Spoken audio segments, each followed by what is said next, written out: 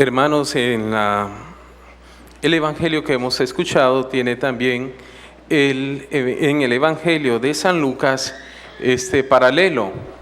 Jesús alza los ojos al Padre, exclama lleno de alegría, de gozo, y hace esta oración: te doy gracias, Señor, porque has escondido estas cosas a los sabios y se las has revelado a los sencillos, a los humildes. Hermanos, en el Evangelio de San Mateo, esos versículos que hemos escuchado del capítulo 11 están en un contexto bien preciso. Jesús, en unos versículos antes, hace un reproche porque su generación, su pueblo, los suyos no se han convertido. Han visto muchos milagros, pero no han vuelto su corazón al Señor, no se han convertido. Si nosotros pudiéramos ahorita leer, encontraríamos esos versículos donde Jesús reclama esta falta de conversión. No obstante, muchos milagros, muchos del pueblo conocían la fama de Jesús, habían visto y pedido incluso tal vez milagros, o para ellos o para sus familiares, pero en el corazón no había sucedido ese milagro, el milagro de la conversión, de volver al Señor, de volver a Dios, de poner en sus manos los pecados, nuestros pecados, y volvernos hacia Él. En San Mateo encontramos entonces, antes de esta oración de alabanza al Padre, este reproche de Jesús, este reproche para su generación,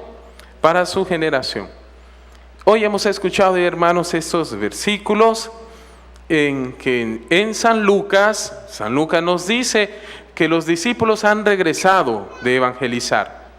Estos 72 discípulos que el Señor mismo había mandado, regresan con mucha alegría, con mucho gozo, por los milagros, por el Evangelio, por mirar incluso muchas sanaciones, muchas curaciones.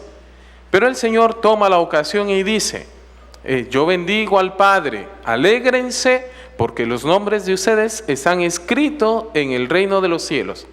Y yo te bendigo, Padre, porque has escondido estas cosas a los sencillos, a los humildes, y se las has revelado, a ellos se las has revelado.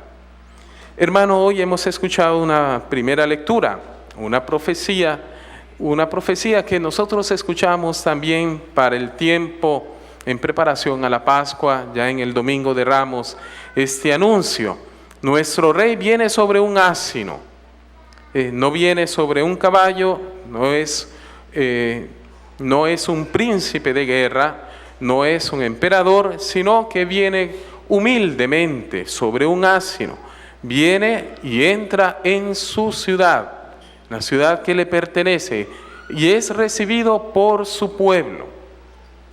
Hermanos, en las lecturas en el Antiguo Testamento encontramos todas estas profecías, un anuncio, el anuncio que nuestro Señor Jesucristo viene a salvarnos. En el profeta Isaías, en especial modo, tenemos 4 cánticos, los 4 cantos del siervo de Yahvé. Viene con dolor,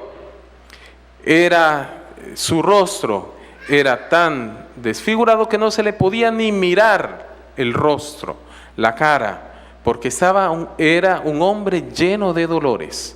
Nosotros nos vamos a esos capítulos del siervo de Yahvé en Isaías y encontramos este anuncio: viene uno a tomar nuestro puesto, el puesto que nosotros meritábamos a causa de nuestros pecados. Ese puesto lo ha tomado un siervo, y sobre sus espaldas están nuestros pecados, y Él lleva nuestros pecados. Hermanos, en el Nuevo Testamento encontramos en las cartas de San Pablo acerca de este gran misterio. San Pablo dirá: yo no hablo con filosofía como los griegos, o no hablo con esa elocuencia como los romanos, sino que yo vengo a anunciarles como una tontería la salvación en Cristo, la cruz de nuestro Señor Jesucristo. Ese es un misterio revelado a los pueblos, que en Jesucristo tenemos, en el Hijo de Dios, en su muerte y en su resurrección, tenemos la salvación. Y nosotros vamos leyendo, podemos encontrar en San Pablo, en todas sus cartas, acerca de esta humildad, de esa entrega, la entrega de sí mismo, por amor al Padre se entregó a nosotros, por nuestros pecados se entregó al Padre. Hermanos, yo los invito a releer de la carta de los Filipenses el capítulo 2. Hay algunos capítulos tal vez que nos quedan a memoria porque los cantamos, los recitamos mucho en muchas ocasiones. Por ejemplo, el himno de la caridad de la segunda carta de San Pablo a los Corintios nos queda en la mente por ese canto bellísimo sobre la caridad.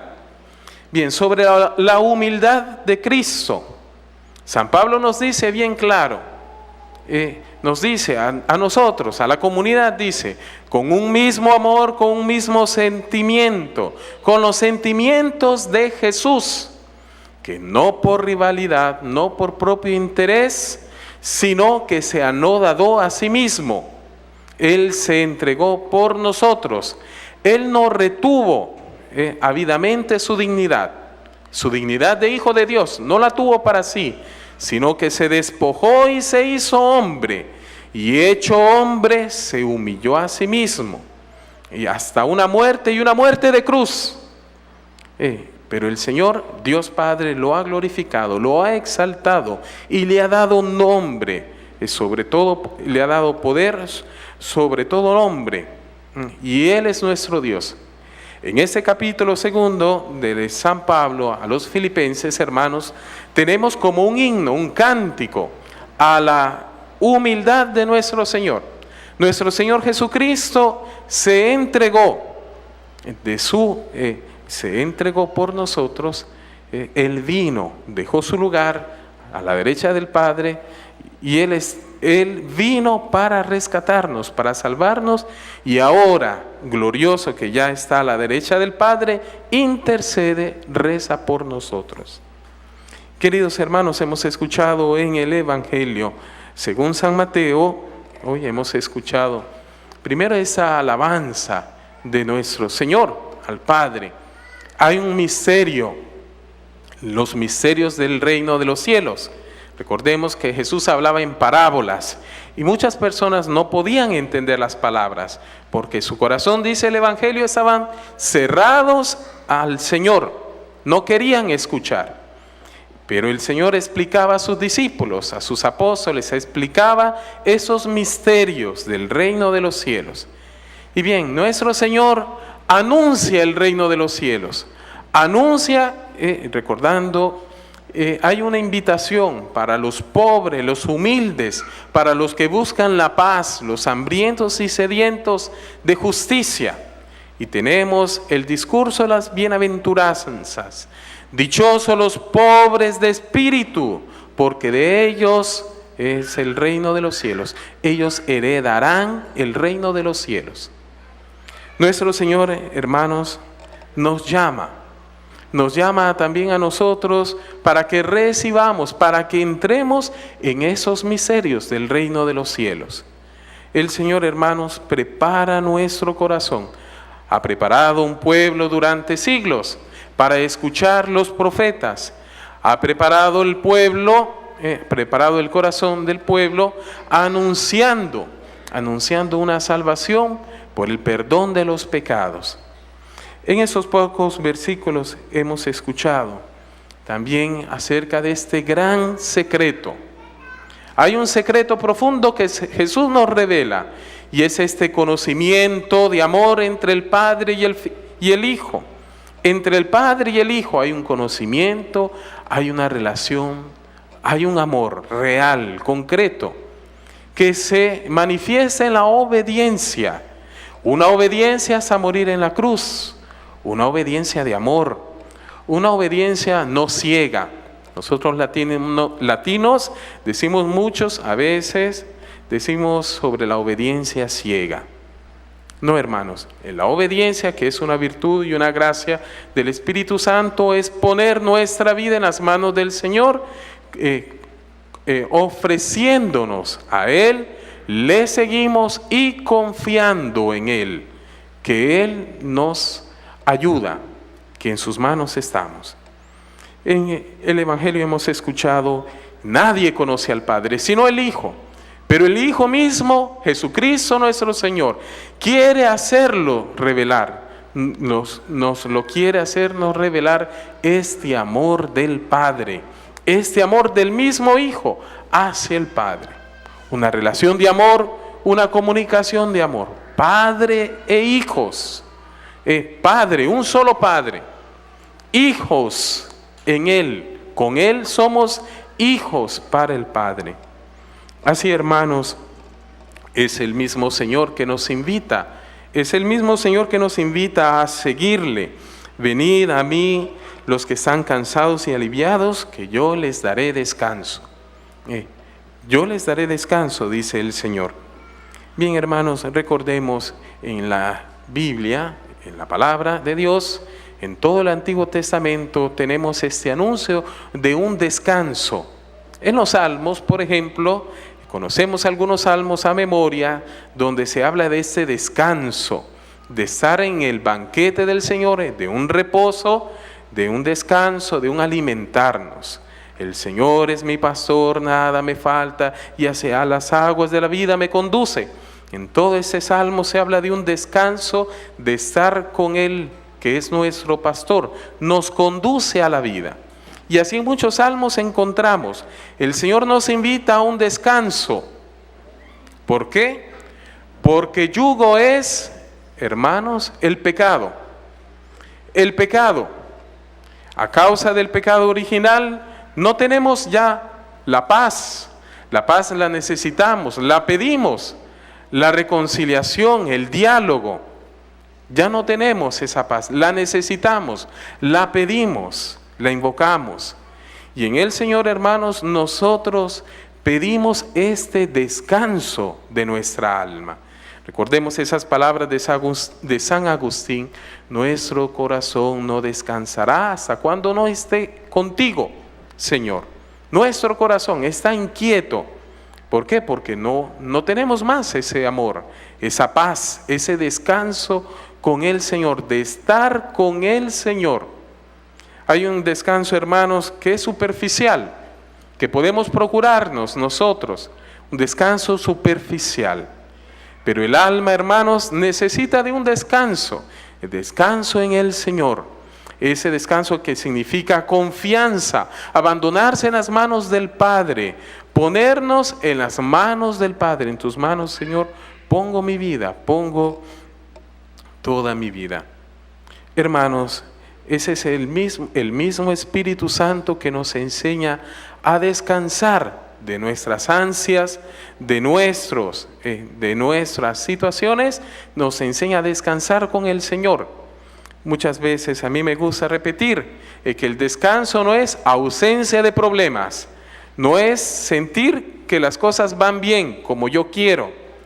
Descanso es confiar que el Señor provee, que en sus manos está nuestra vida, que Él, que es nuestro Padre, nos ha dado en su Hijo una respuesta, una fortaleza, nos ha dado una gracia para creer en el perdón de nuestros pecados. El perdón de nuestros pecados que experimentamos y recibimos en la confesión nos hace reposar en las manos del Padre, nos hace confiar y regresar a ese amor hacia el Padre y hacia los hermanos. Bien, queridos hermanos, hermanas, es el mismo Señor que nos invita a entrar en su corazón humilde, en su corazón sencillo. Venid a mí y aprendan de mí, que soy manso y humilde de corazón, y encontrarán descanso. Descanso, porque mi yugo es suave y mi carga es ligera. Hermanos, nosotros hacemos presente esa verdad a la sociedad, al mundo, que en el Señor nos ofrece un gran misterio, la gracia de la mansedumbre, la santa humildad de Cristo. La santa humildad de Cristo destruye la soberbia del demonio, destruye la soberbia en el mundo, destruye ese deseo de querer ser como Dios. Si nosotros contempláramos, hermanos, pienso a aquellos que, por ejemplo, todos los días tienen la gracia de rezar el Santo Rosario, o en la mañana o en la noche, contemplando en los misterios la vida de Jesucristo, nosotros podemos aprender la santa humildad de Cristo. Ese es su humillación por rescatarnos, por librarnos de nuestros pecados, para salvarnos y conducirnos al Padre. Queridos hermanos, hermanas, el Señor mismo nos llama a reconocerle, nos llama a que en su corazón nosotros podamos encontrar la humildad, la mansedumbre, recordando, hermanos, que el pecado de la soberbia nos separa no solo de Dios. La soberbia, el orgullo, la vanagloria, el amor propio nos aleja no solo de Dios, sino que nos aleja también del prójimo. Nos puede alejar de nuestros hijos.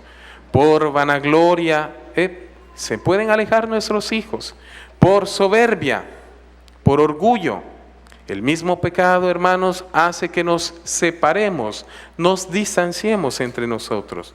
Pero en el corazón de Cristo encontramos ese descanso. En el corazón de Jesucristo encontramos esa humildad. Sabemos que la humildad nos llama al servicio y a la caridad. La humildad nos enseña a ir a buscar al hermano. La humilde no es el que está solito, que piensa para sí mismo, que no abre la boca.